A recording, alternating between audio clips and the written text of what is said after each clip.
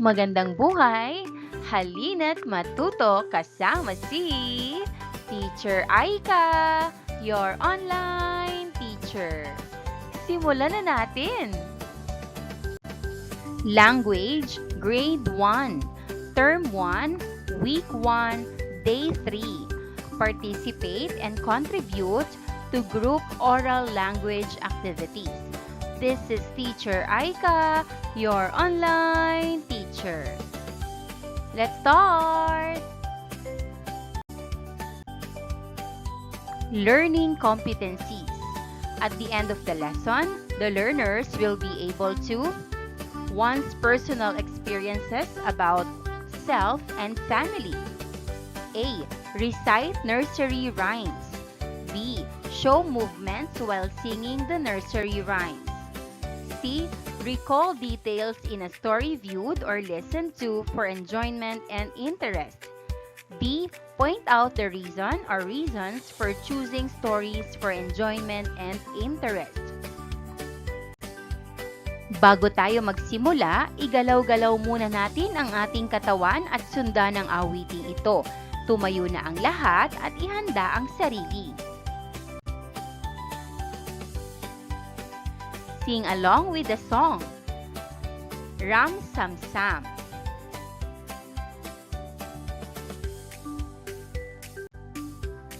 Mayroon ulit tayong bagong kwento ngayong araw. Hindi lang isa, kundi dalawa. Pag-uusapan natin ito pagkatapos ninyong mapanood ang mga ito. Marami tayong pag-uusapan tungkol dito. Tingnan mabuti ang mga larawan. Pagong at si Matching. Ang alamat ng pinya. Ang mga nakikita ninyo ay pabalat ng libro. Alin sa dalawang ito ang pumukaw ng inyong atensyon? Ibahagi sa klase ang napili at ipaliwanag ang dahilan kung bakit ninyo ito nagustuhan. Pakinggan natin ang kwento tungkol kina Pagong at Matching at ang alamat ng pinya. Tingnan natin kung magbabago ang inyong napiling kwento. Alin sa dalawa ang gusto ninyong unang mapakinggan? Sina Pagong at Matching.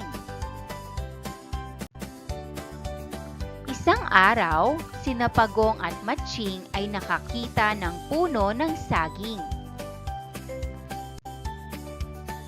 Gusto nilang hatiin ang mga bunga. Una, inakyat ni Matching ang puno at kinuha ang mga saging. Sinabi ni Matching, "Akin ang matataas na bunga at iyo ang mabababa." Sumang-ayon si Pagong pero napansin niyang kaunti lang ang bunga sa mababang parte, kaya't si Pagong ay nagtanim ng sariling puno ng saging. Lumipas ang panahon, ang puno ni Pagong ay namunga ng marami at masasarap na saging. Nagsisi si Matching sa kanyang pagiging sakim at natutuhan nilang dalawa ang kahalagahan ng patas na paghahati. Sagutin natin ang mga tanong. 1. Sino-sino ang mga tauhan sa kwento? Ang mga tauhan sa kwento ay sina Pagong at Matching. 2. Ano ang nakita ni Pagong at Matching? Nakakita sila ng puno ng saging. 3. Bakit pinili ni Matching ang matataas na bunga?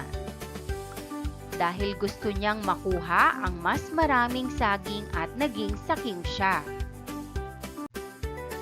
4. Ano ang ginawa ni Pagong nang makitang hindi patas ang paghahating ginawa ni Matching? Nagtanim si Pagong ng sarili niyang puno ng saging upang magkaroon siya ng sarili at mas maraming bunga. Dumako na tayo sa ating ikalawang kwento, ang alamat ng pinya. Noong unang panahon, may isang batang babae na nagngangalang Pinang.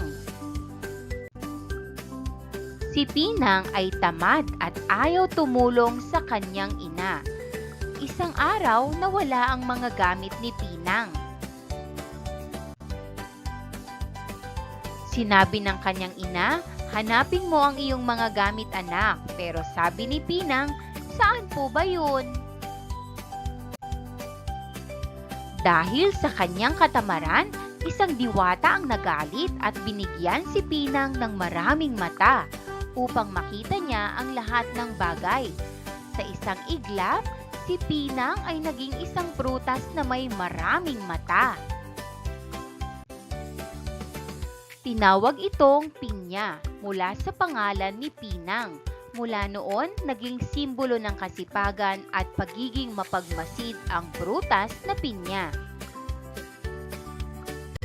Sagutin natin ang mga tanong. 1. Sino-sino ang mga tauhan sa kwento? Si Pinang, ang kanyang ina at ang diwata. 2. Anong katangian mayroon si Pinang?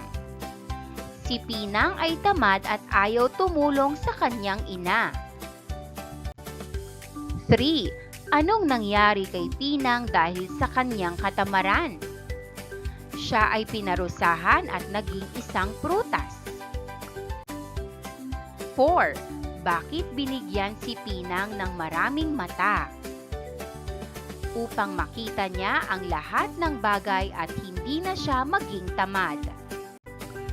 Magbahagi tayo ng ating mga ideya tungkol sa mga kwentong napakinggan. Sa pagbabahagi, gamitin natin ang mga salita o pariralang ito. Para sa akin, ang aking nagustuhan ay napili ko ito dahil... Tanong 1. Aling bahagi ng kwento ni Pagong at Matching ang iyong nagustuhan? Alin naman sa alamat ng pinya? 2. Nagustuhan ba ninyo ang naging wakas ng kwento tungkol kina Pagong at Matching? Ganoon din ba sa alamat ng pinya? Ano ang inyong naramdaman habang binabasa o pinakikinggan ito? Ibahagi ninyo ang inyong mga iniisip sa klase. Sagutin ang mga sumusunod na tanong. 1. Alin sa dalawang kwento ang inyong nagustuhan? 2. Pareho ba ito sa inyong nagustuhan kanina batay sa pabalat nito? 3. Para sa mga naiba ang kagustuhang kwento, bakit nabago ang inyong pinili? 1. Pare-pareho ba ang napili ninyong kwento? Bakit?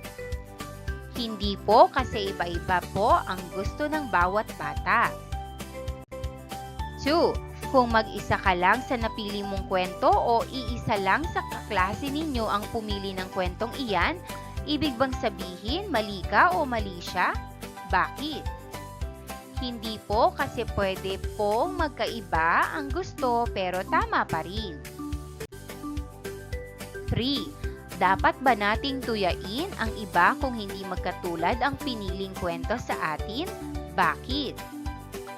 Hindi po, kasi dapat po tayong maging mabait at rumespeto sa iba. Ang bawat tao ay may kani-kaniyang dahilan kung bakit iyon ang napili nila. May mga taong natutuwa sa kwento pero may mga tao namang ayaw ng kwentong iyon. Marami ang dahilan ng kanilang mga desisyon at dapat natin itong igalang. Ngayon naman ay hahatiin ko kayo sa 5 grupo. Bawat grupo ay bibigyan ko ng tig-2 storybook. Tingnan at suriin ninyo ang loob ng mga aklat. Pagkatapos ninyo itong masuri, magsisimula tayo ng talakayan. Gusto kong ang bawat isa sa inyo ay magbahagi ng inyong iniisip at nararamdaman sa pamamagitan ng pagsagot ng tanong sa susunod na slide. Alin sa 2 aklat ang pipiliin mo? Bakit? Maghanap kayo ng isang storybook sa inyong bahay. Dalhin ninyo bukas ang kwentong gusto ninyo at maghanda kayo sapagkat ibahagi ninyo sa klase kung bakit ninyo ito nagustuhan. Ngayon naman ay gagawa tayo ng isang sama-samang mural o collage gamit ang inyong mga drawing ng inyong sarili at ng inyong pamilya. Ididikit natin ito at ipapakita sa ating silid-aralan upang ipagdiwang ang inyong pagkakakilanlan at mga miyembro ng inyong pamilya.